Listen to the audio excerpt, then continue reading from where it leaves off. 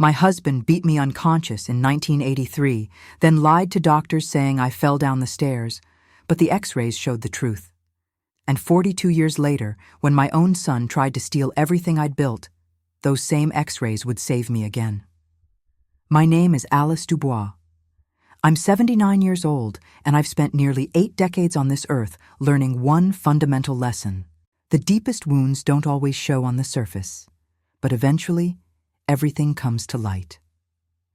I raised 2 children in Scarsdale, New York. I worked 40 years as an emergency room head nurse at Mount Sinai Hospital, where I saw every kind of trauma the human body could endure. I thought I'd seen it all. I thought I knew how to spot a predator, how to recognize when someone was lying about their injuries, how to read the story that broken bones tell. But I never thought I'd have to use those skills on my own family.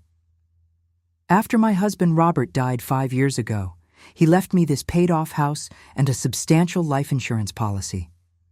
Combined with my nursing pension and decades of careful investing, my estate is worth over $800,000. That's when my son David suddenly became very interested in his aging mother's well-being. They thought I was just a confused old woman whose mind was slipping. They had no idea they were dealing with a survivor who'd been preparing for this moment since 1983. And just like those x-rays from decades ago, the evidence doesn't lie. If you want to hear how a 79-year-old woman used lessons learned from her darkest moment to protect everything she'd built, then stay with me. Because this story proves that age doesn't make you weak, it makes you wise, and wisdom is the most dangerous weapon of all. The visit started about 6 months after Robert's funeral. At first, I thought David was just being a good son. He'd stop by on Sunday afternoons, sometimes with Jennifer, his wife of 12 years. They'd ask how I was managing, if I needed help with anything around the house, whether I was taking my medications properly. I'm 79, not stupid. There's a difference. But I played along because, honestly, part of me wanted to believe my son cared. After 40 years of marriage to a man who showed one face to the world and another behind closed doors, I'd learned to appreciate even the smallest gestures of genuine concern. Maybe David had finally grown up. Maybe he'd become the man I'd always hoped he'd be. That hope died on a Tuesday afternoon in March. David showed up unannounced, which wasn't unusual. What was unusual was the way he walked through my house, really looking at things. He picked up the antique clock from the mantel, the one Robert's mother left me, and turned it over in his hands like he was appraising it. He commented on how valuable the Persian rug in the dining room must be, how this neighborhood had really appreciated in value over the years. Then he sat me down at my own kitchen table, the same table where I'd fed him breakfast before school for 18 years, and told me he was worried about me. He said I'd seemed confused lately, that I'd repeated myself during our last phone call, that maybe it was time to think about getting some help managing my affairs. I hadn't repeated myself. My mind is as sharp as it was when I was managing a 12-bed emergency department with 4 residents and 6 nurses on a Saturday night.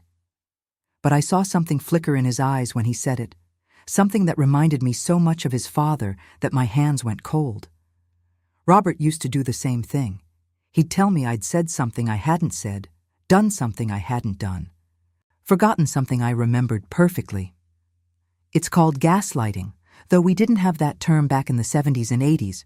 We just called it going crazy and assumed it was our own fault. I told David I appreciated his concern, but that I was managing just fine. He smiled, patted my hand, and said he was glad to hear it. Then he asked if I'd thought about updating my will recently, given that Robert had been gone for 5 years now. Just to make sure everything was in order, he said. Just to make sure my wishes were clear. That's when I knew this wasn't about concern.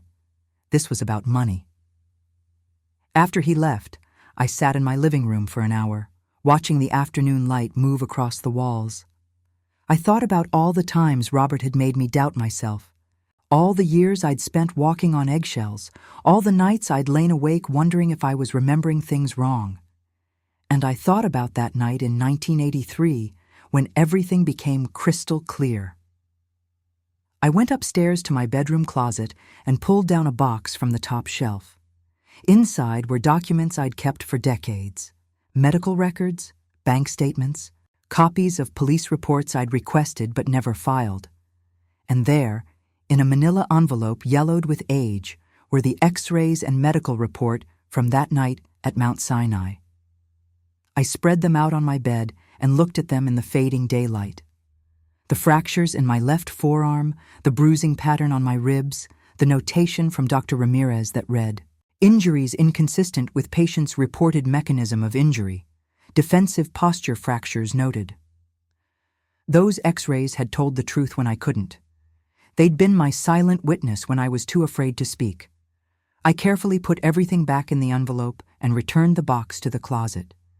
But this time, I also took photographs of every document with my phone.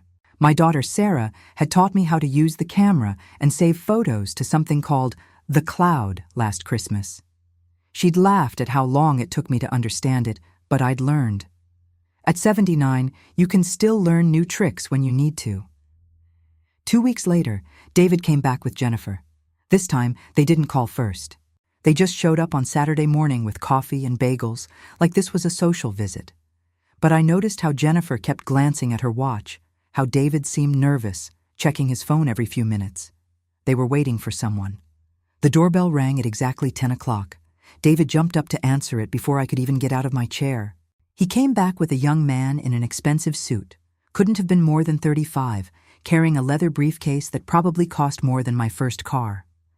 David introduced him as Scott Morrison, an attorney specializing in elder care and estate planning. My son actually used the words elder care like I was some kind of invalid who needed managing. Scott sat down in Robert's old chair, the one I'd almost thrown out a dozen times but kept because, well, furniture is expensive, and I was raised not to be wasteful. He opened his briefcase and pulled out several documents, spreading them across my coffee table like he was dealing cards.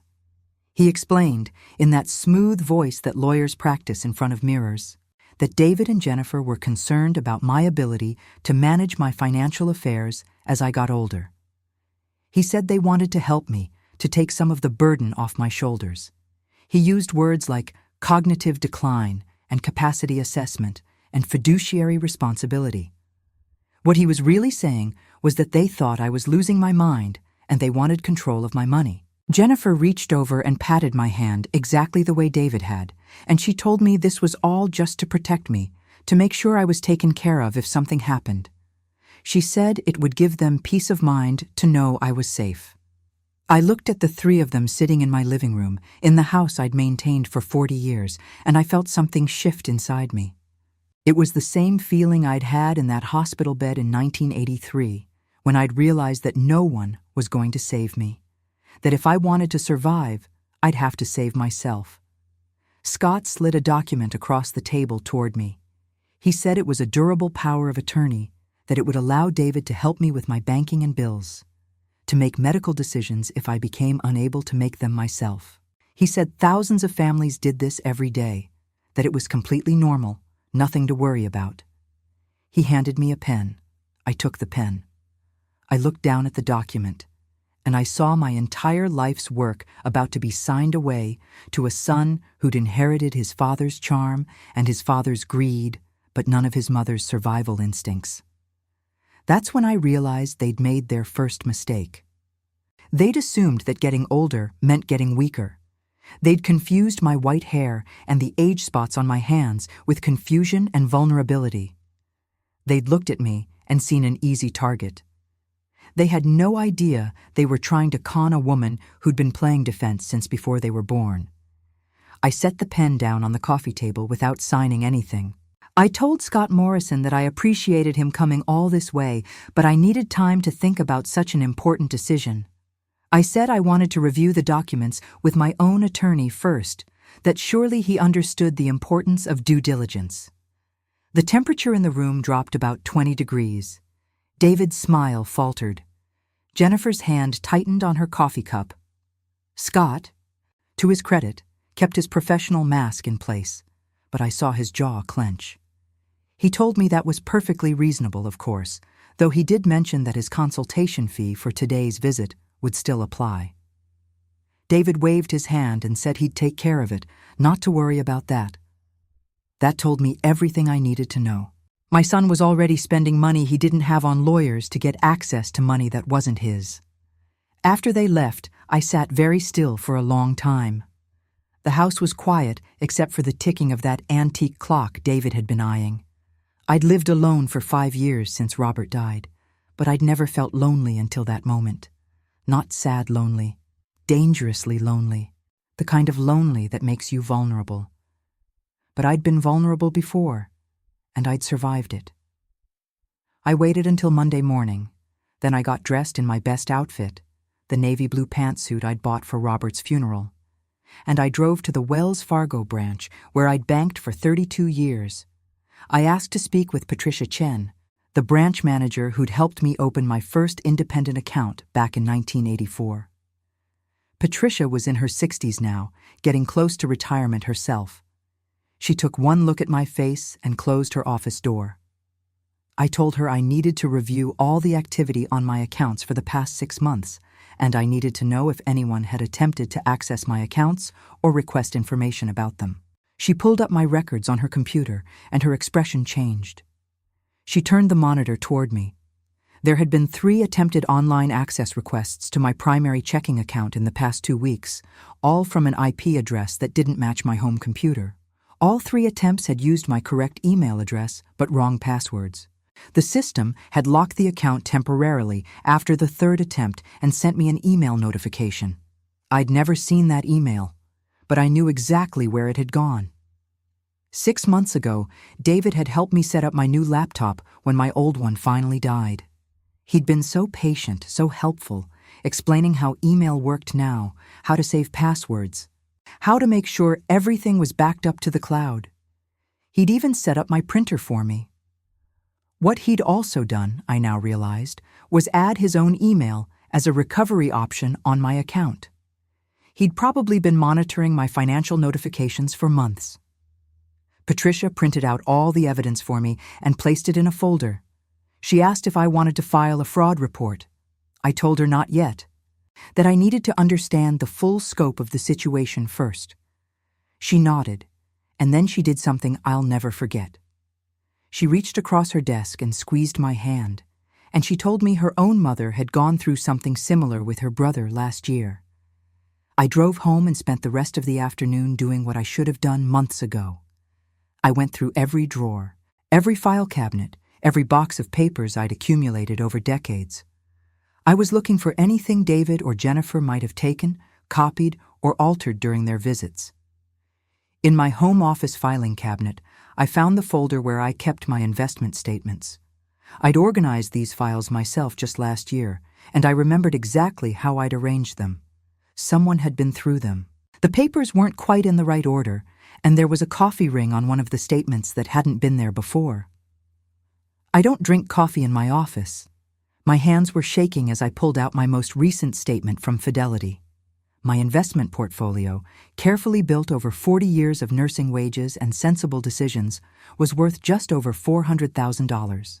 Combined with the house value, my savings, and Robert's life insurance, my total estate was approximately $850,000. That's when I remembered the papers David had asked me to sign about 6 weeks ago. He'd said they were for my car insurance, just routine renewal documents. I'd signed them while we were talking, barely looking at them because I trusted him. He was my son. Why wouldn't I trust him? I felt sick. I went to my desk and pulled out my own copies of everything I'd signed in the past year, documents I'd methodically filed away because 40 years as a head nurse had taught me to keep records of everything.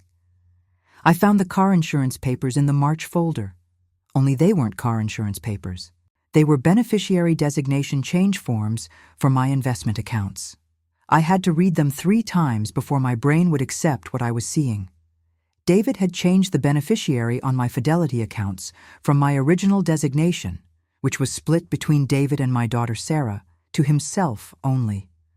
My signature was right there on the form, authentic because I'd actually signed it, thinking I was renewing my car insurance. For a moment, I couldn't breathe. The betrayal was so complete, so calculated, that I felt the same way I'd felt that night in 1983 when I'd woken up in the emergency room and realized that the man I'd married, the father of my children, had tried to kill me. But this was worse somehow. Robert had been a monster. But at least he'd been honest about what he was. David was my child. I'd carried him for 9 months, nursed him through fevers, taught him to ride a bike, paid for his college education even though Robert said it was a waste of money. And he'd forged ahead with stealing my life savings by tricking me into signing papers while chatting about the weather. I called Fidelity immediately. The representative confirmed that yes, there had been a beneficiary change filed in March, and yes, it had my signature, so it was legally valid. She asked if I wanted to change it back. I said yes, and I changed it right there on the phone. But the damage was done. The proof was in my hands. David hadn't just thought about stealing from me. He'd already started.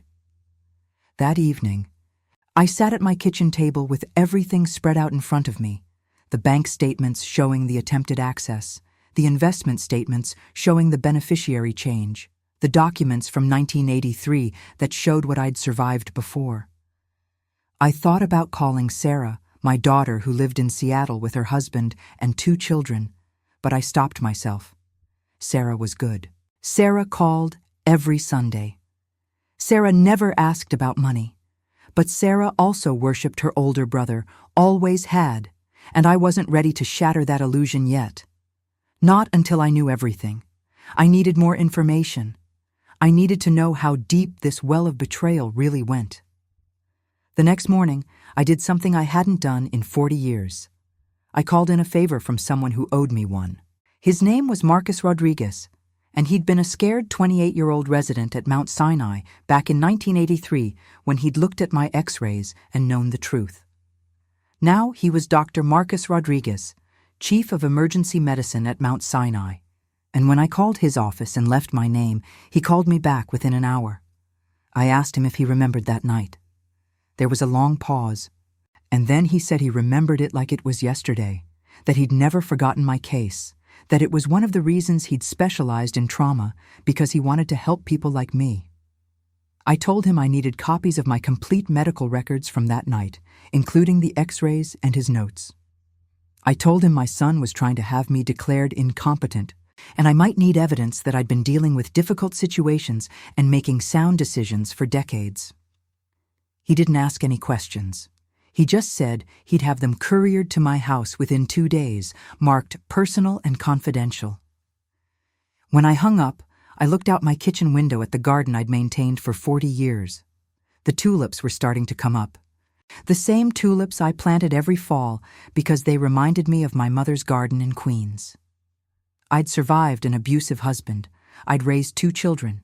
I'd managed an emergency department through budget cuts and staff shortages and more trauma than most people see in a lifetime.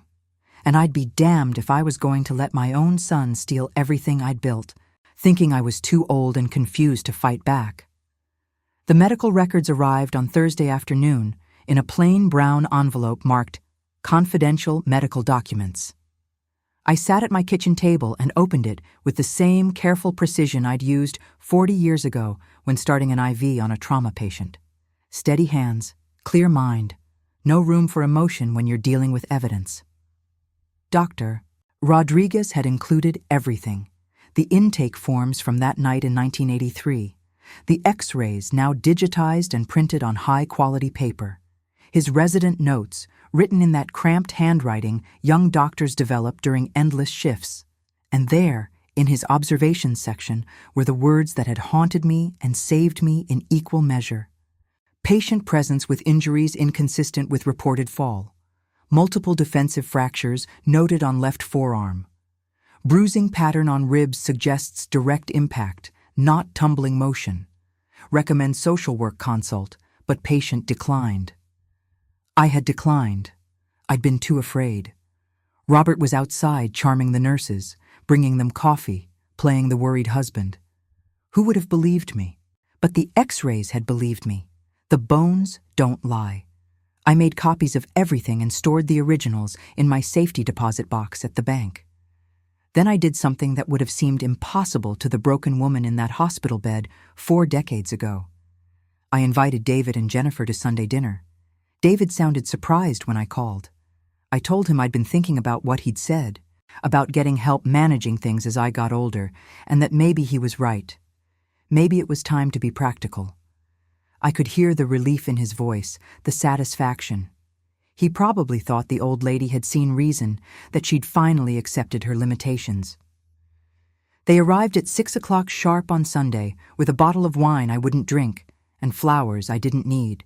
Jennifer had made her famous apple pie, the one she always brought to family gatherings, and they both hugged me like nothing had happened, like David hadn't tried to steal my accounts and forge beneficiary changes. I played my part perfectly. I let Jennifer help me set the table, even though I'd been setting that same table for 40 years. I asked David to open the wine because the cork was so difficult these days, even though I'd opened a bottle just fine the night before. I moved a little slower, paused a little more often, let my sentences trail off once or twice, as if I'd forgotten what I was saying. And I watched them watch me. Jennifer kept glancing at David with these little looks, these tiny smiles of encouragement. David was attentive and patient, explaining things to me that didn't need explaining, like how to use the serving spoons I'd used 1,000 times before. They thought they were seeing cognitive decline. They were actually watching an Oscar-worthy performance by a woman who'd learned decades ago how to make herself small and confused when predators were circling. Over dinner, David brought up the power of attorney again, casual as could be, like he was discussing the weather. He said Scott Morrison had been very reasonable about his fees, that he was willing to come back whenever I was ready to sign. No pressure, of course. He said it would really put his mind at ease to know I was protected. I let my hand shake a little as I reached for my water glass. I told him I'd been thinking about it, that he was probably right, that managing everything was getting overwhelming. Jennifer practically glowed with sympathy. She told me how brave I was to admit I needed help, how so many older people refused to accept their limitations and ended up in terrible situations. The irony was so thick I could have cut it with my dinner knife. Then I did something calculated. I mentioned that I'd been having trouble with my computer, that I kept getting these strange emails about my bank accounts. I said I couldn't understand them, something about login attempts, and it was all so confusing with passwords and security questions and two-factor authentication. David went very still. Just for a second, but I saw it. His fork paused halfway to his mouth, and his eyes flickered to Jennifer before he caught himself. He told me those emails were probably just spam, nothing to worry about, that he could look at my computer after dinner and clean up any problems for me. He said hackers were always trying to target older people because they knew seniors weren't as tech-savvy. I let him explain this to me like I was a child. I nodded along, grateful and confused, while inside I was taking notes on every word, every expression, every tell. After dinner, David actually did look at my computer while I cleared the dishes with Jennifer. I watched him from the kitchen, saw him navigating through my email settings, probably checking to make sure his recovery email was still in place. He didn't know that I'd already changed all my passwords the day before with Patricia's help at the bank, using my phone to set up new security that he couldn't access. In the kitchen, Jennifer asked me about my medications. She wanted to know what I was taking, who my doctors were, whether I ever forgot to take my pills. I told her sometimes I got confused about which pills were which, that there were so many bottles and they all looked the same. Her eyes lit up with concern, and she suggested maybe David could organize a pill box for me. Come by once a week to fill it, make sure I was taking everything correctly. What she was really asking was whether I was mentally incompetent enough to need a conservator. I smiled sweetly and said that would be so helpful, that I didn't know what I'd do without them. And then I did something brilliant, if I do say so myself. I mentioned that I'd been thinking about that nice attorney they'd brought by, Scott Morrison, and that I'd looked him up online afterward. I said I'd seen he specialized in something called conservatorships, and asked what exactly that meant. Jennifer's smile never wavered, but I saw her swallow hard. She explained that conservatorships were for people who really couldn't manage their own affairs anymore, people with dementia or serious mental illness, and that wasn't what they were suggesting at all. The power of attorney was different, much simpler, just a way to help me while I was still perfectly capable. Except I'd seen the documents in Scott Morrison's briefcase when he'd opened it. While he was spreading the power of attorney papers across my coffee table, I'd glimpsed other documents underneath. Legal forms with words like petition for conservatorship and capacity evaluation printed across the top. They weren't planning to help me manage my affairs. They were planning to take them over completely. Before they left that night, David hugged me at the door and told me he'd be by on Wednesday to help with my computer and set up that pill organizer. He said he loved me, and for just a moment, I wanted to believe him. I wanted to believe that somewhere inside the man standing in my doorway was the little boy who used to hold my hand crossing the street, who used to bring me dandelions from the yard and call them flowers. But I'd made that mistake with his father. I'd wanted to believe Robert's apologies after every incident, wanted to believe he'd change, that the man I'd married was still in there somewhere. I'd almost died believing that. I wasn't going to make the same mistake twice. After they drove away, I stood in my doorway watching their taillights disappear down the street. Then I went inside and called Patricia at the bank's after-hours number. I told her I needed to set up a meeting with her and a trust attorney she could recommend. I told her I needed to protect my assets in a way that couldn't be overridden by a power of attorney or a conservatorship. She gave me the name of Helen Feldman, an estate attorney who'd been practicing for 30 years and had a reputation for protecting older clients from financial exploitation. Patricia said Helen had helped her own mother fight off a similar situation 2 years ago. I called Helen first thing Monday morning and got an appointment for Tuesday afternoon. When I told her why I was calling, she asked me one question. Did I have documentation of the attempted fraud? I told her I had documentation of everything going back to 1983. There was a pause, and then Helen said something I'll never forget. She told me that in her experience, the worst predators weren't strangers or scam artists. They were family members who convinced themselves they deserved what they were taking, who told themselves they were actually helping, who believed that being family gave them the right to steal. She said that children who try to defraud their elderly parents almost always make the same mistake. They underestimate their victims. They look at age spots and white hair and assume weakness. They forget that the generation that survived the Cold War, raised families on single incomes, and built their wealth dollar by dollar might be old, but they sure as hell weren't stupid. And she said that exploiters always got sloppy because they assumed their targets were too confused to notice. That arrogance was their weakness, and it would be their downfall. Helen Feldman's office was in a brownstone in Manhattan, the kind of building that had probably been there since the 1920s. Her waiting room had that old money smell, leather and wood polish, and decades of important decisions being made. I sat in a wingback chair that was older than my marriage had been and waited for my appointment, my folder of documents clutched in my lap like a life preserver. Helen herself was probably in her late 60s, with steel gray hair cut in a sharp bob and reading glasses on a beaded chain around her neck. She shook my hand with a firm grip and led me into her office, which was lined floor to ceiling with law books and filing cabinets. She offered me tea, which I accepted, and then she sat down across from me and said 6 words that made my chest loosen for the first time in weeks. She told me to start from the beginning. So I did. I told her about Robert, about 1983, about the X-rays. I told her about David's increasing visits after his father died, about the beneficiary change I'd unwittingly signed, about the attempted account access and the power of attorney ambush. I showed her every document I'd collected, the bank statements, the investment records, the medical files from Mount Sinai, the papers David had disguised as car insurance forms. Helen took notes in a legal pad with handwriting so precise it could have been typed. She didn't interrupt, didn't offer sympathy or outrage, just listened with the clinical focus of someone who'd heard versions of this story 100 times before. When I finished, she set down her pen and looked at me over her reading glasses. She told me that what David and Jennifer had done so far constituted attempted financial elder abuse, which was a crime in New York State.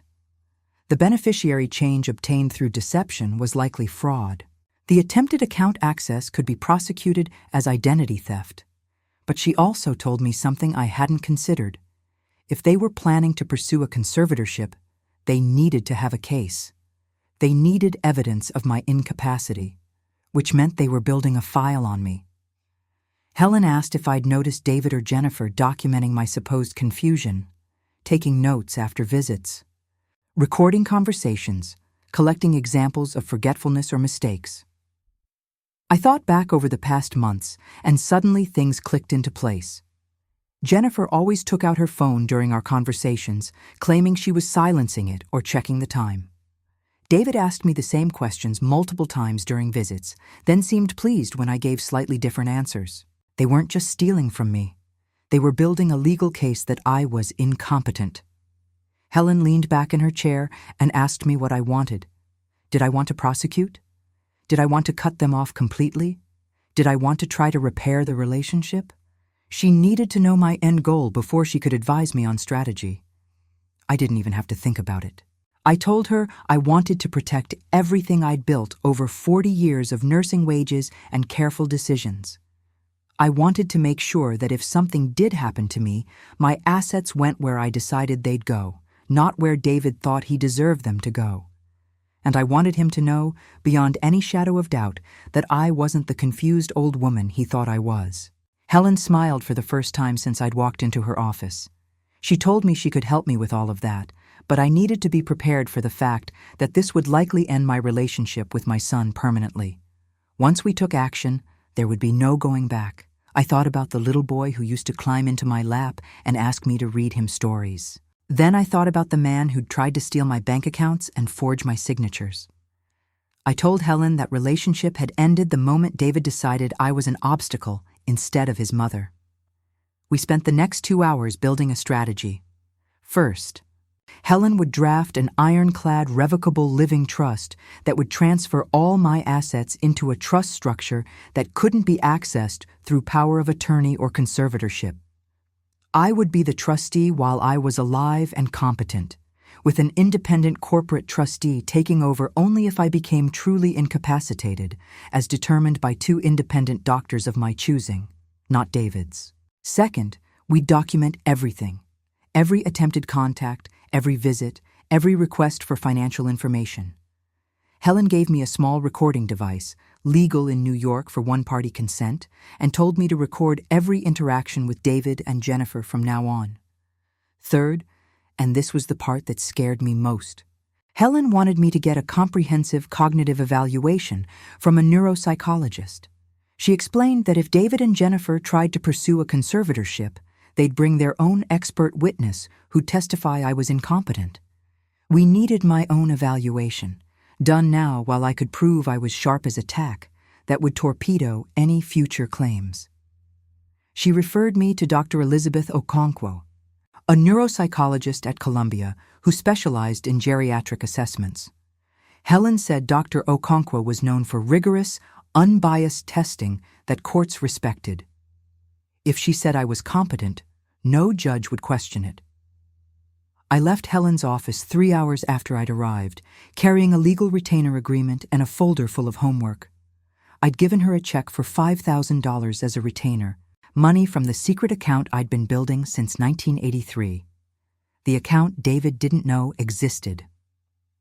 That night, I called Dr. Okonkwo's office and made an appointment for the following week. The receptionist asked if I was being referred for memory problems, and I told her no, that I needed documentation of cognitive competence for legal purposes. There was a pause, and then she told me they got several calls like that every month, usually from older women protecting themselves from family members. She said it with such matter-of-fact sadness that I almost cried right there on the phone. The cognitive evaluation was scheduled for the following Thursday. That gave me 5 days to prepare for David's Wednesday visit, the one where he was planning to help with my computer and set up the pill organizer. On Wednesday morning, I set up the recording device Helen had given me. It was small enough to fit in my cardigan pocket, with a clip that kept it secure and a button that started recording with one touch. I tested it twice to make sure it was working. 40 years of checking medical equipment before using it on patients had taught me to always double-check. David arrived at 2 o'clock with a weekly pill organizer he'd bought at CVS and a laptop case under his arm. He said he'd brought his own computer so he could help fix mine properly. He seemed relaxed, confident. He probably thought the Sunday dinner had gone perfectly, that I'd bought his concerned son routine completely. I pressed the button in my pocket. He started with my medications, laying out all my prescription bottles on the kitchen counter. He had me explain what each one was for, and I could see him making mental notes every time I hesitated or had to check a label. So I deliberately confused my blood pressure medication with my cholesterol pill, just once, and then corrected myself. His eyes lit up like Christmas morning. Then he pulled out a notebook and asked me to tell him everyone in our family's names and birthdays. He said he wanted to make sure I could reach people in an emergency. But I knew what he was really doing. He was documenting memory deficits. I played along. I got Sarah's birthday right, of course, and David's. But I pretended to struggle with Jennifer's birthday, finally saying I thought it was in June when it was actually in August. I saw him write that down.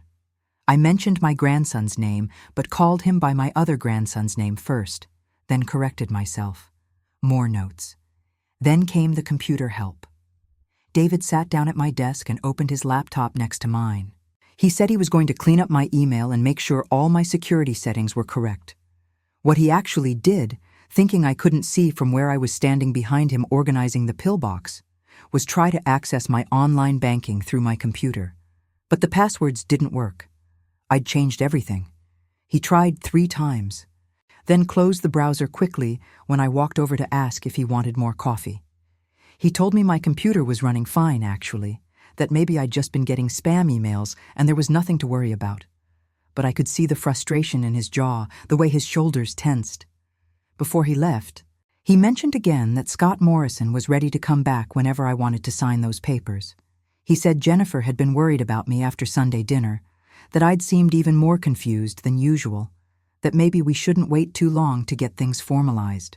I told him I'd think about it, that I appreciated how much he cared. I hugged him at the door and told him he was a good son. The recording device in my pocket captured every word. After he left, I sat down and listened to the entire 2-hour recording. Every condescending explanation, every trap he'd set, every note he'd taken about my supposed confusion, every attempt to access my computer while pretending to help me, and I had proof of all of it, recorded in his own voice, building the very case against himself that he thought he was building against me. The cognitive evaluation with Dr. Elizabeth Okonkwo took 4 hours. 4 hours of memory tests, problem-solving exercises, spatial reasoning puzzles, and questions designed to detect everything from early dementia to depression to malingering.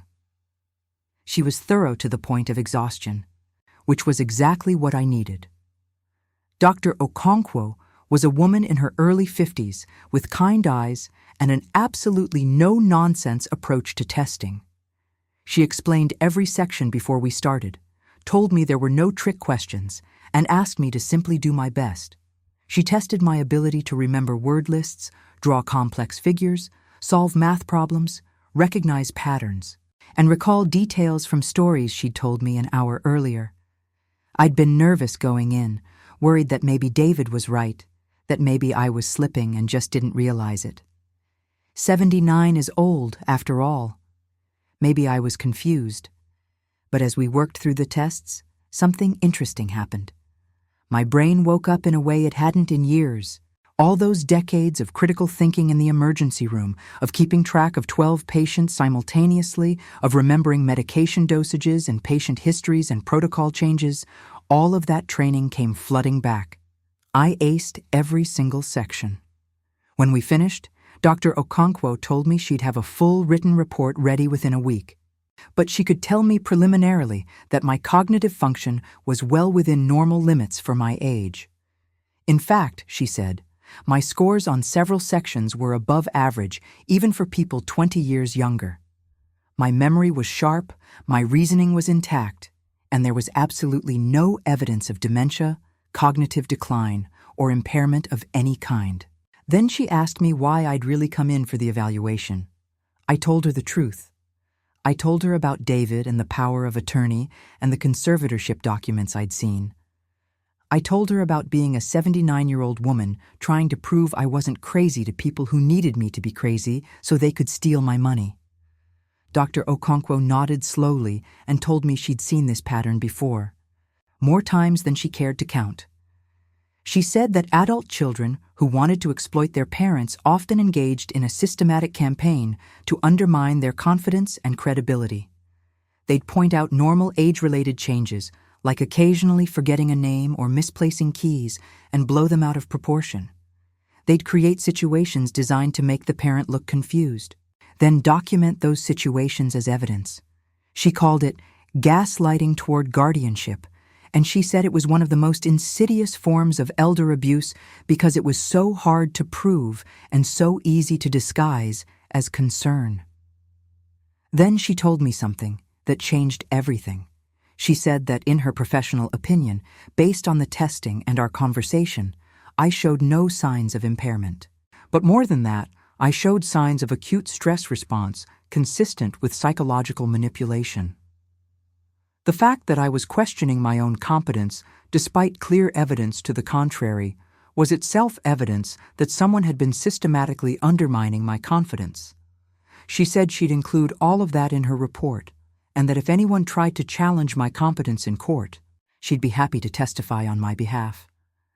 I left her office with a preliminary letter confirming my cognitive competence and an appointment to pick up the full report the following week. I sat in my car in the parking garage for 10 minutes, holding that letter, and I cried. Not sad tears, angry tears, relieved tears. The tears of a woman who'd just gotten proof that she wasn't losing her mind, that she was exactly as sharp as she'd always been, and that her son was a goddamn liar. The full report arrived by courier the following Thursday, 53 pages of detailed testing results and professional analysis. Dr. Okonkwo had included everything, my scores on every subtest, comparison to age-based norms, her clinical observations, and a concluding statement that left no room for interpretation. She wrote that I demonstrated superior cognitive functioning across all domains tested, with particular strength in executive functioning, working memory, and complex problem-solving. Test results indicate no evidence of dementia, mild cognitive impairment, or any condition that would limit capacity for independent decision-making regarding financial, medical, or legal affairs. Patients' self-reported concerns about memory appear to be the result of external suggestion rather than actual deficits. I made 5 copies of that report, one for Helen Feldman, one for my safety deposit box, one for Patricia at the bank, one for my daughter Sarah, when the time came to tell her what was happening, and one that I kept in my nightstand drawer so I could look at it whenever David tried to make me doubt myself again. But I wasn't done gathering ammunition. The next piece came from an unexpected source. I'd stayed in touch over the years with 3 other nurses from my time at Mount Sinai. We had a group chat that Sarah had set up for us, where we shared photos of grandchildren and complained about arthritis and reminisced about the chaos of Saturday night shifts in the 80s. One of those nurses was Maria Santos, who'd worked the intake desk the night Robert brought me in. I'd never told her the full story, but she'd been there. She'd seen Robert's performance, and she'd seen my face when I thought no one was looking. I called Maria and asked if she remembered that night. There was a long silence, and then she told me she remembered it like it was yesterday. She said she'd known something was wrong the moment Robert walked in, too charming, too concerned, too perfect. She said she'd seen enough abused wives come through those doors to recognize the signs. Then she told me something I hadn't known. She'd made a note in the nursing log that night, separate from the official medical record, documenting her concerns. She said it was something the older nurses did back then when they suspected abuse but couldn't prove it. Unofficial notes, kept in a separate log, just in case the patient ever came back and needed evidence. Those logs had been digitized in 2010 when the hospital upgraded their record-keeping system. Maria still had access to the archives through the hospital's alumni database. She asked if I wanted her to pull that entry. I told her yes. God, yes. 3 days later, Maria sent me a scanned image of her nursing log entry from March 15, 1983. In her neat handwriting, she'd written, "Patient Alice Dubois admitted 11:47 p.m. with arm fracture and contusions. Husband Robert Dubois states patient fell downstairs.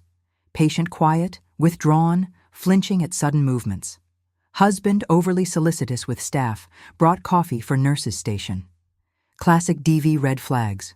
Referred to Dr. Ramirez for eval. Patient declined social work consult. DV domestic violence. I sat at my kitchen table holding that printout. And I remembered Maria at the nurse's station that night. Remembered the way she'd squeezed my hand when they were taking me for x-rays. Remembered how she'd slipped me a card for a women's shelter that I'd been too afraid to call. She'd known. They'd all known. And they documented it in their own way, because they cared.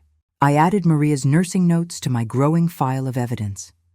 I now had medical records proving Robert had abused me, cognitive testing proving I was completely competent, bank records proving David had tried to access my accounts, recordings proving he was documenting my supposed confusion, and legal documents proving he'd deceived me into changing my beneficiaries. But I needed one more thing. I needed to know exactly how much trouble David was really in, how desperate he was, and what he might do when his plan fell apart. So I did something that 40 years ago would have been impossible, but in 2024 was surprisingly easy. I paid for a background check. There are websites now where you can look up anyone's public records. Court cases, bankruptcies, liens, judgments. For $99, I got a comprehensive report on David Michael Dubois and Jennifer Lynn Dubois delivered to my email within 24 hours. What I found made my blood run cold. David and Jennifer had filed for bankruptcy in 2019, discharged approximately $130,000 in credit card debt. They'd had a tax lien filed against them by the IRS in 2021 for $47,000 in unpaid taxes. They'd been sued twice by creditors in the past 3 years. Their house, which I'd helped them buy with a $30,000 down payment gift in 2015, was currently in pre-foreclosure with $78,000 owed in back payments. They were drowning. Completely, utterly drowning financially. And I was worth $850,000. Suddenly, everything made sense. The increased visits hadn't started randomly 6 months after Robert died. They'd started exactly 3 months after the IRS had placed that lien on their house. David wasn't a son trying to help his aging mother. He was a desperate man looking at his inheritance like a life raft, and desperate people do desperate things. I printed out every page of that background check and added it to my file. Then I called Helen Feldman and told her we needed to move faster than we'd planned. I told her about the bankruptcy, the foreclosure, the liens. I told her I was worried that David might do something drastic if he realized I was onto him. Helen's voice got very serious. She told me that financial desperation was the #1 predictor of elder abuse escalating to violence. She said we needed to finalize the trust immediately and that she was going to file a restraining order if David made any more attempts to access my accounts. But first, she wanted me to do something that terrified me. She wanted me to tell Sarah what was happening. I'd been avoiding this conversation for weeks, protecting Sarah from the truth about her brother because I remembered how much she'd idolized him growing up. But Helen was right. If something happened to me, if David got desperate enough to do something truly terrible, Sarah needed to know the truth. She needed to know where the evidence was. She needed to know what her brother really was. That Sunday, I called Sarah during our regular weekly call. After we'd talked about her kids and her job and the rainy Seattle weather, I told her I needed to tell her something important, something that might change how she saw our family. And then I told my daughter the truth about the father she'd mourned and the brother she'd worshipped. And I heard her heart break across 3,000 miles of telephone line.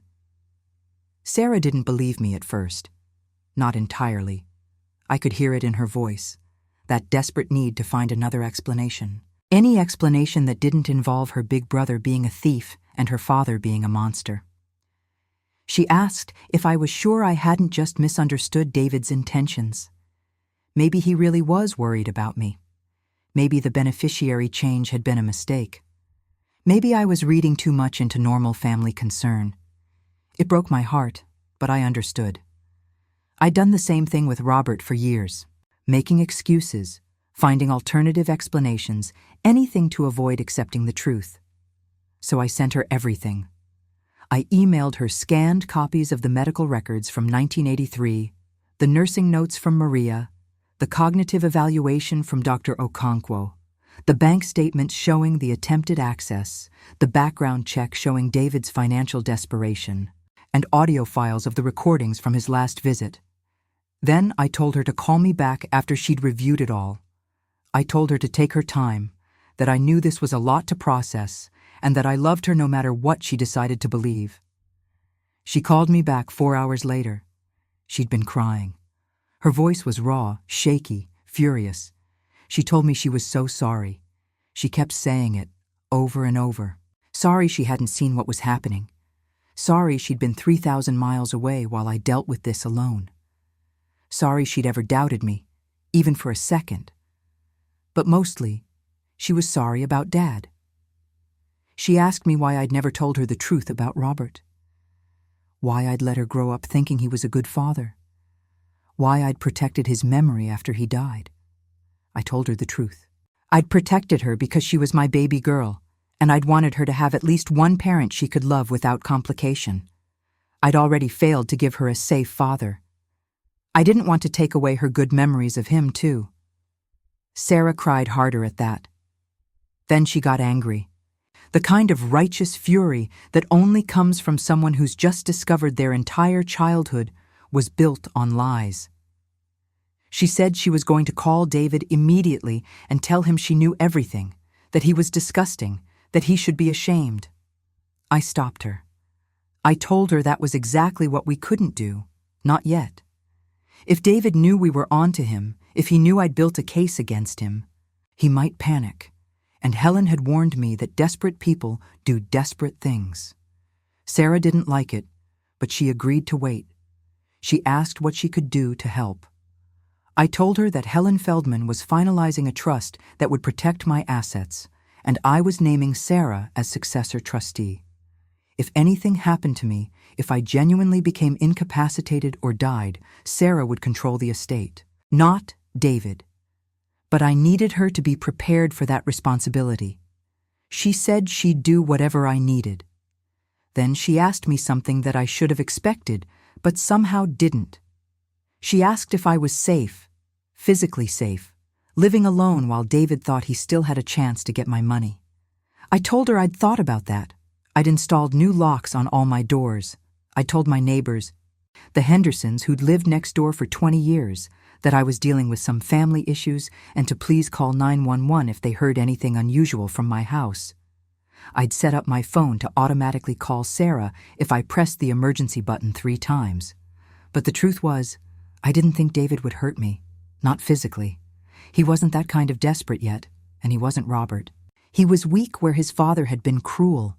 He was a con man, not a violent man. At least, that's what I told myself. That's what I needed to believe to keep living in my own home. The trust was finalized the following Tuesday. Helen called me into her office to sign the final documents, and she brought a notary and 2 witnesses who had no connection to me or my family. Everything was done by the book, absolutely unassailable in court. The Alice M. Dubois Revocable Living Trust was now the legal owner of all my assets. I was the trustee with full control during my lifetime. Sarah was named successor trustee to take over only upon my death or genuine incapacity as determined by 2 independent physicians. David was specifically excluded from any role, and the trust document included a no contest clause. If he challenged the trust or tried to claim undue influence, he'd be automatically disinherited completely. Helen had also included something called an in terrorem clause, which basically meant that any beneficiary who contested the trust's validity would forfeit their inheritance entirely. It was a nuclear option, designed to make challenging the trust more expensive than it was worth. My estate was now virtually untouchable by power of attorney or conservatorship. Even if David somehow convinced a judge I was incompetent, even if he got himself appointed as my guardian, he still couldn't access the trust assets. The corporate trustee would take over, not him. I signed every page, initialed every clause, and felt something I hadn't felt in months. Safe. Helen gave me copies of everything in a leather binder that must have weighed 5 pounds. She told me to keep it in my safety deposit box along with all the other evidence. Then she told me we needed to have a difficult conversation about what came next. She asked me point blank what I wanted to do about David. Did I want to report the attempted fraud to the police? Did I want to confront him directly? Did I want to simply wait and let him discover on his own that his plan had failed? I'd been thinking about this for weeks. Part of me wanted to call the police, wanted to see David face consequences for what he'd tried to do. But part of me, the part that was still his mother despite everything, couldn't quite do it. So I told Helen I wanted to confront him, but on my terms, in a way that would leave no doubt about exactly how badly he'd miscalculated. I wanted him to know that I'd known everything, that I'd documented everything, and that he'd never get a penny of the money he'd tried so hard to steal. Helen smiled grimly and asked if I wanted her there for the confrontation. I told her no, but I wanted her on standby in case David tried anything after. She agreed and gave me her personal cell phone number, told me to call day or night if I needed her. I left her office with my leather binder of trust documents and a plan that was probably stupid and definitely risky, but felt absolutely necessary. I was going to invite David and Jennifer to dinner one more time. I was going to let them think everything was going according to their plan. And then I was going to show them exactly what happens when you underestimate a woman who survived 40 years with Robert Dubois. But before I could set up that final confrontation, something happened that I hadn't anticipated. David showed up at my house unannounced on a Thursday afternoon with Scott Morrison, the attorney, and another man I'd never met before. This new man introduced himself as Dr. Philip Chen, a geriatric psychiatrist. He said David had asked him to stop by as a courtesy, just to do a brief wellness check to make sure I was managing okay living alone at my age. My blood went cold. This wasn't a social call. This was an attempted ambush evaluation. If I refused to speak with Dr. Chen, they'd document that as paranoia or uncooperativeness, signs of mental decline. If I agreed to speak with him and said the wrong thing, gave the wrong answers, showed any signs of confusion, they'd use it as evidence for a conservatorship petition. I was trapped, standing in my own doorway, with 3 men I didn't trust trying to bully their way into my home. And that's when I remembered something from my nursing days, a lesson I'd learned watching interns and residents try to manage difficult patients. The key to maintaining control in a medical situation isn't refusing to participate. It's setting your own terms. I smiled at Dr. Chen and told him I'd be happy to speak with him, but only with my own attorney present and only in a properly scheduled appointment at his office, not in an impromptu visit arranged without my knowledge or consent. I told him I was sure he understood the ethical considerations of conducting evaluations under potentially coercive circumstances. Dr. Chen's expression shifted. He was smart enough to know I'd just boxed him in. If he proceeded with an evaluation under these conditions, after I'd explicitly requested proper procedures, it would be ethically questionable and legally vulnerable. He apologized for the confusion and told David he'd need to reschedule through proper channels. Scott Morrison looked furious. David's face was red, a vein pulsing in his temple that reminded me so much of his father that I nearly flinched. But I held my ground. I thanked them all for their concern and told them to have a nice day. Then I closed the door in their faces and locked it. Through the window, I watched David and Scott Morrison have what looked like a heated conversation on my driveway. Scott was gesturing angrily. David was shaking his head. Dr. Chen got in his car and left quickly, probably realizing he'd almost walked into an ethical nightmare. After they left, I sat down at my kitchen table and my hands were shaking.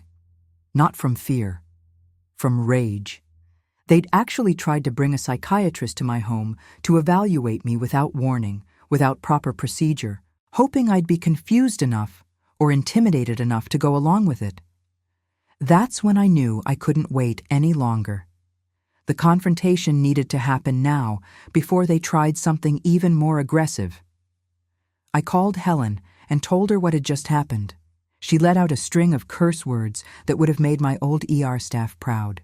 She said what they'd just attempted was potentially illegal, that ambush evaluations without informed consent could be considered coercion. She told me we needed to act immediately. She said it was time to call that family meeting I'd been planning, but we needed to do it at her office, on record, with everything documented. I agreed. It was time for David to learn that the confused old woman he'd been manipulating was actually a survivor who'd been 10 steps ahead of him the entire time. I called David the next morning and told him I'd made a decision about the power of attorney. I said I wanted to sign the papers, that I was ready to let him help me, but that my attorney had advised me to do it at her office so everything would be properly witnessed and notarized. I told him Helen Feldman's office address and suggested we meet there on Monday at 2 o'clock. I could hear the triumph in his voice when he agreed. He probably thought he'd won, that the attempted psychiatric evaluation had scared me into compliance, that I was finally giving up. He had no idea what was waiting for him. Helen prepared her conference room like a courtroom. She had a court reporter present to create an official transcript. She had a video camera set up to record everything. She had every document we'd collected arranged in folders on the table, labeled and indexed. And she had Sarah on video conference from Seattle, her face filling a large monitor at the head of the table. David arrived with Jennifer and Scott Morrison at exactly 2 o'clock. They walked in expecting a signing ceremony and found instead what looked like a deposition. David's smile faltered when he saw the court reporter. Scott Morrison's eyes went immediately to the camera. Helen invited them to sit down and introduced herself formally for the record. She explained that yes, we were here to discuss Mrs. Dubois' estate planning, but that there were some preliminary matters that needed to be addressed first. David asked what kind of matters. His voice had an edge to it now, the confidence draining away. I spoke for the first time. I told him we needed to discuss the beneficiary change he'd had me sign in March, under the pretense that they were car insurance papers. I told him we needed to discuss the 3 attempts to access my bank accounts from his IP address. I told him we needed to discuss the recording I had of him documenting my supposed confusion while pretending to help me with my medications. The color drained from David's face. Jennifer's hand went to her mouth. Scott Morrison started gathering his papers like he was preparing to leave. Helen told Scott he was welcome to go, but that if he left now, it would be noted in the transcript and might be relevant to any future Bar Association inquiry about his involvement in an attempted elder fraud case. Scott sat back down. Then I opened the first folder. Inside were the medical records from 1983. I slid them across the table to David and told him to look at them.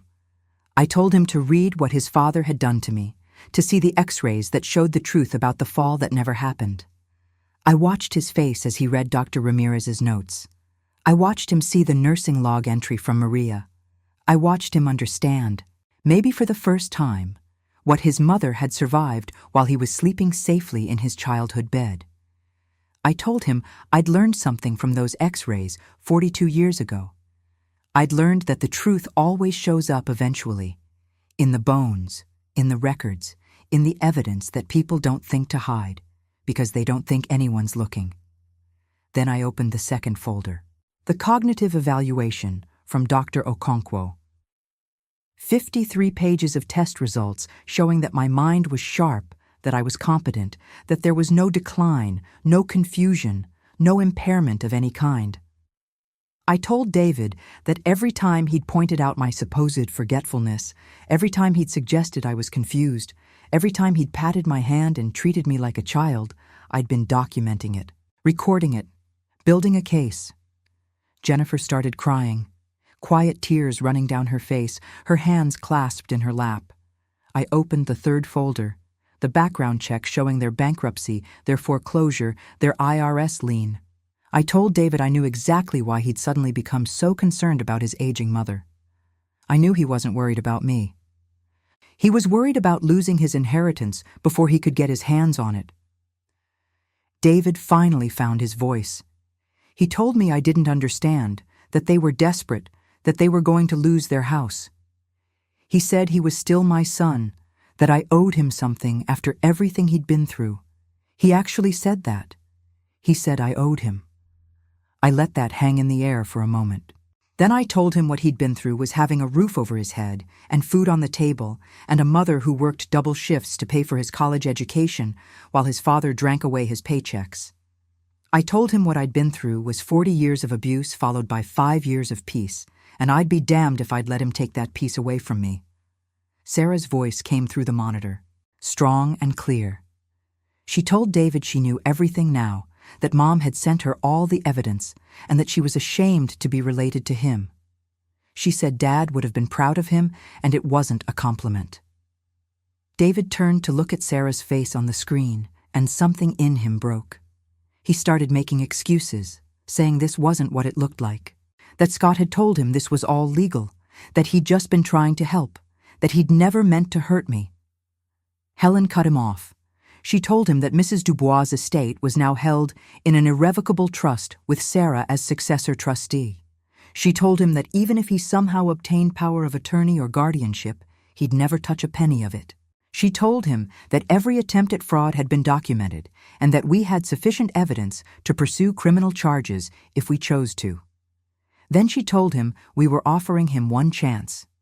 He could walk away now, accept a small fixed bequest of $25,000 in the trust, and never contact me again except through attorneys. Or we could report everything to the district attorney's office and let them decide if filing fraudulent beneficiary changes and attempting identity theft against a 79-year-old woman warranted prosecution. Scott Morrison, apparently finding his voice, told David not to say anything else, that they should leave immediately and consult with their own counsel. But David wasn't listening to Scott anymore. He was looking at me with something I'd never seen in his face before. Not anger, not even shame. Just the hollow realization that he'd lost everything by trying to take something that was never his. He asked me, his voice barely a whisper, if I really thought he was like Dad, if I really believed he would have hurt me. And I told him the truth. I told him I didn't think he would have hurt me physically, but that what he'd tried to do was hurt me in a different way. He'd tried to make me doubt my own mind. He'd tried to make me believe I was confused, incapable, diminished. He'd used my age against me like a weapon. I told him that Robert had beaten my body, but David had tried to break my spirit, and I wasn't sure which was worse.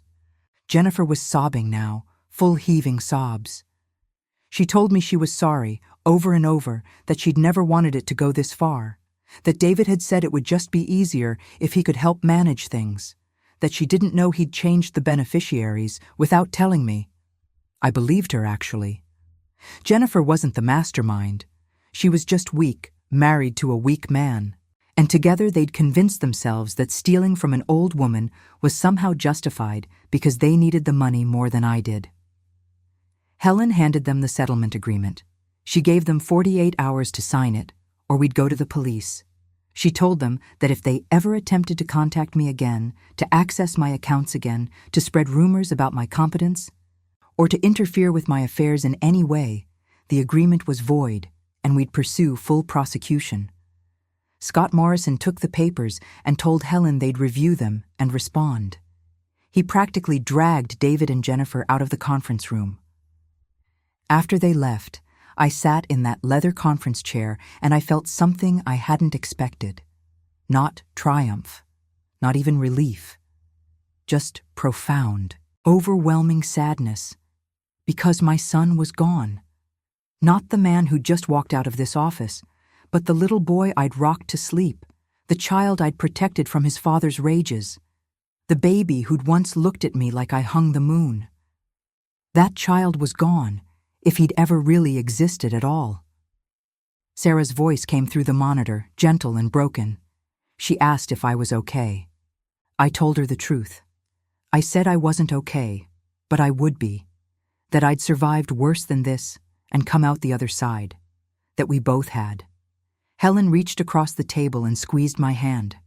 She told me I'd done the right thing, that I'd protected myself with grace and strength, and that I should be proud. But as I drove home that afternoon, past the park where I used to push David on the swings, past the ice cream shop where we'd celebrated his good report cards, I didn't feel proud. I felt like I'd finally, 42 years after those x-rays first told the truth about my marriage, finished paying the price for marrying Robert Dubois. David and Jennifer signed the settlement agreement 36 hours later. Scott Morrison delivered it to Helen's office with a brief cover letter that was clearly written by a lawyer trying to create distance from the entire situation. The $25,000 bequest would be held in trust until my death, and in exchange, David waived all rights to contest the estate and agreed to a no-contact order.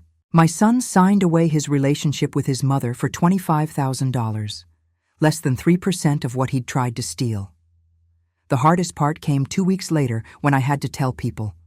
Not just family, but friends, neighbors, the people at my church who'd known David since he was in diapers.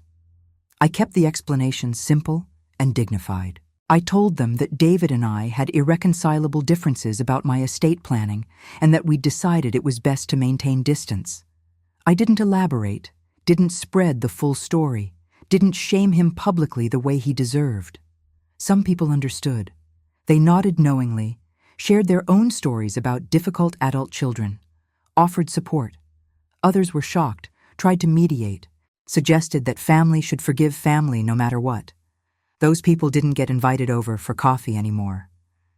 My life changed in unexpected ways after the confrontation. Sarah called me every day now instead of once a week. She said she was making up for lost time, for all the years she'd assumed I was fine because I always said I was fine. She flew out to visit twice in the first 3 months, brought her kids, let them run wild through my house the way kids should. I joined a support group for older women who'd experienced financial exploitation by family members. Helen connected me with them, and I went to my first meeting expecting to feel embarrassed, ashamed that I'd let this happen. Instead, I found 12 other women between the ages of 65 and 87, all with similar stories. Children who'd forged signatures, grandchildren who'd emptied accounts, in-laws who'd pushed for guardianship to get at inheritance. We met every Tuesday at the community center, and we didn't just share our stories. We learned from each other how to set up proper trusts, how to recognize the warning signs earlier, how to protect ourselves while still staying connected to the family members who actually cared. I even started volunteering at the women's shelter I'd donated part of my estate to, the one that helped older women escape abusive situations. I taught classes on financial literacy and legal rights. I showed them my x-rays from 1983, told them my story, and let them know that survival wasn't just about escaping. It was about building a life afterward that no one could take away from you. The house in Scarsdale felt different now. Lighter, somehow, without the weight of wondering when David would show up, what he was planning, whether I was really as confused as he said I was. I rearranged the furniture, got rid of Robert's chair finally, painted the living room a warm yellow that made the space feel like mine for the first time in decades. I thought about selling the house, moving closer to Sarah in Seattle, but I decided against it. This house was mine. I'd earned every square foot of it through 40 years of nursing wages and careful budgeting and surviving things that should have broken me, but didn't. I wasn't giving it up just because bad memories lived in some of the rooms. Instead, I made new memories. I hosted book club. I had the Henderson kids over to bake cookies. I started a garden in the backyard, growing tomatoes and herbs and flowers that attracted butterflies. I lived. 6 months after the settlement, I received a letter forwarded through Helen's office. It was from Jennifer, not David. She wrote that she wanted me to know she was divorcing David, that she'd realized too late what kind of man she'd married, and that she was sorry for her part in everything that had happened. She said she was going to therapy and working on understanding why she'd gone along with David's plans, why she'd been willing to hurt someone who'd never been anything but kind to her. She said she didn't expect forgiveness, but that she wanted me to know she was trying to become a better person. I wrote back. Not a long letter, just a brief note saying I appreciated her honesty and that I hoped she found the strength to build the life she deserved. I meant it too. Jennifer had been weak, but weakness isn't the same as cruelty. She could still change, still grow, still become someone better. I haven't heard from David, not a word. Sometimes I wonder if he thinks about me, if he regrets what he tried to do, if he's learned anything. But mostly, I don't think about him at all. I've spent too much of my life thinking about men who hurt me. I'm done with that now. On my 80th birthday, Sarah threw me a party in my backyard. She flew out with her whole family, and Helen came, and Dr. Okonkwo stopped by, and Maria and my other nursing friends drove up from the city. We sat under string lights in my garden, eating cake and telling stories, and someone asked me what it felt like to turn 80. I told them it felt like freedom, like I'd finally, after 8 decades, figured out who I was and what I was worth. And I didn't need anyone else's permission or approval to claim it. One of my friends from the support group asked if I ever regretted how I'd handled things with David, if I wished I'd tried harder to reconcile or forgive. It was a fair question, and I thought about it carefully before answering. I told her that forgiveness is complicated, especially when it comes to family. I didn't hate David. I didn't wish him ill. But I also didn't trust him, and I'd learned the hard way that love without trust is just another word for vulnerability. I'd been vulnerable enough in my life. What I'd done instead was protect myself, document the truth, and build a life that couldn't be stolen or manipulated or taken away. That wasn't cruelty. That was survival. And after 40 years with Robert and 40 years of carrying those scars, I'd earned the right to prioritize my own survival.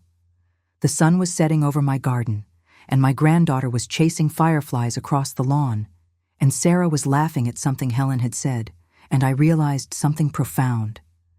This was what I'd been fighting for all along. Not the money, not the house, not even justice exactly. I'd been fighting for the right to end my story on my own terms, to not die wondering if I'd been wrong, if I'd been confused, if I'd imagined the danger I'd seen in my own son's eyes. To not have my obituary written by people who'd spent years trying to convince me I was losing my mind. Those X-rays from 1983 had told the truth when I couldn't speak it. And 42 years later, new evidence, new documentation, new proof had told the truth again. The truth that I was strong, competent, clear-minded, and absolutely done being anyone's victim. I'm 79 years old, and I've learned that the most important thing about getting older isn't what you lose. It's what you refuse to give up. If this story touched you, if you've ever doubted yourself because someone told you that you were confused or too old or not capable enough, I want you to know something. Your mind is your own. Your life is your own. Your money is your own. And anyone who tries to take those things from you by making you doubt yourself doesn't love you. They're just using you. I'd love to hear from you in the comments below, especially from those of you who faced similar situations. Tell me what city you're watching from, and if you've ever had to fight to protect yourself from people who were supposed to protect you. And please, subscribe to this channel because every older person has a story that needs to be told, and maybe mine will help you tell yours. I survived a husband who tried to kill me and a son who tried to steal from me. And I'm still here, in my garden, watching the fireflies, planning my 81st birthday party. Because the X-rays showed the truth in 1983, and the evidence showed the truth in 2024, and I'm living proof that documentation, determination, and decades of hard-earned wisdom can protect you from anyone, even family, especially family.